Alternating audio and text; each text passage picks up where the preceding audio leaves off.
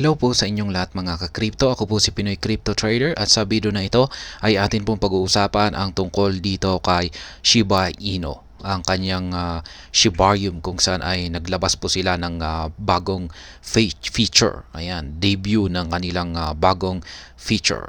At ayan, bago po tayo magpatuloy ay nais ko lamang po munang bigyang linaw ang aking disclaimer kung saan ang nilalaman po ng video na ito ay hindi po ito isang financial advice. For education and information purposes lamang po ang layunin nito.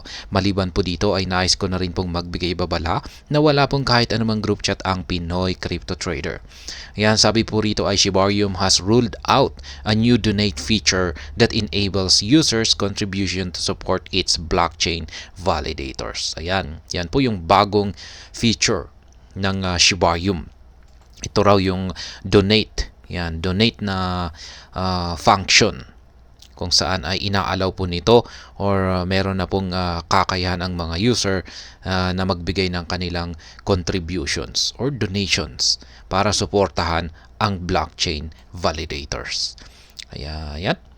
Shiba Inu's Shibarium network has introduced a new donate feature. It is designed to provide a straightforward way for users to financially support the non-profit validators that play a major role in maintaining the network's efficiency and security. Ayan. Yung validators po kasi ay ito po yung nagsisilbing mga security system. Kung pag mas marami talaga or marami yung mga validators natin ay mas matindi yung security at saka efficiency ng network ng Shibarium. Kaya ayan, ngayon ay meron po silang bagong donate feature. Ayan, para po sa mga gustong suportahan.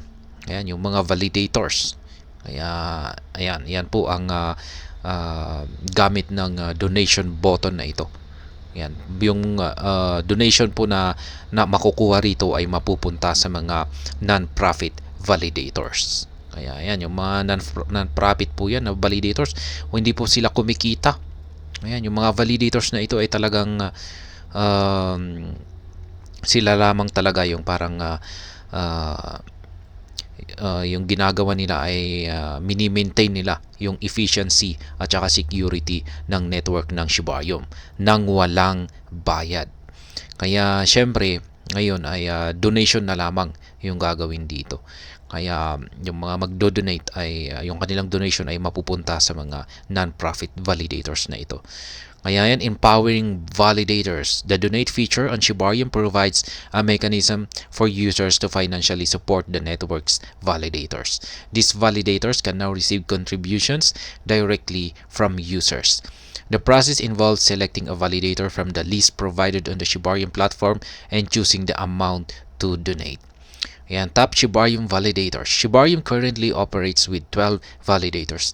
The 5 largest validators in terms of stake amount are SHIB Army America with 5.2 million BONE, Unification with 4.9 million BONE, SHIB Army Europe with 2.9 million BONE, Ryoshi Labs with the 1.7 million BONE, and SHIB Army Asia with 1.6 million BONE. Yan po yung mga limang largest na validators ng Shibarium sa ngayon.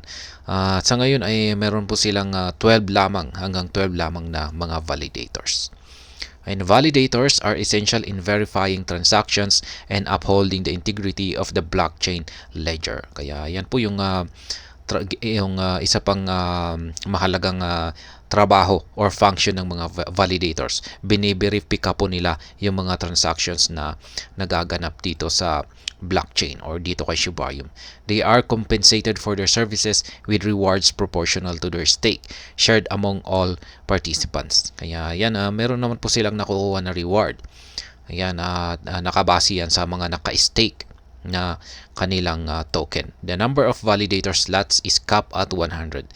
On top of that, each validator is specifically required to stake a minimum of 10,000 units of BONE.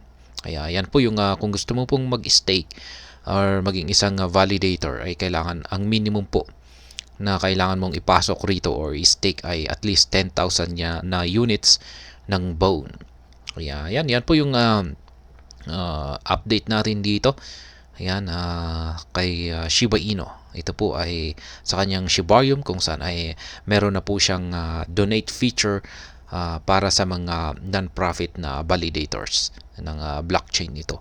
Kaya ayun, hanggang dito na lamang po tayo sa video na ito. Sana po ay inyong nagustuhan ang aking paliwanag dito. Kung inyo po itong nagustuhan, pakiclick lamang po ang like button nito.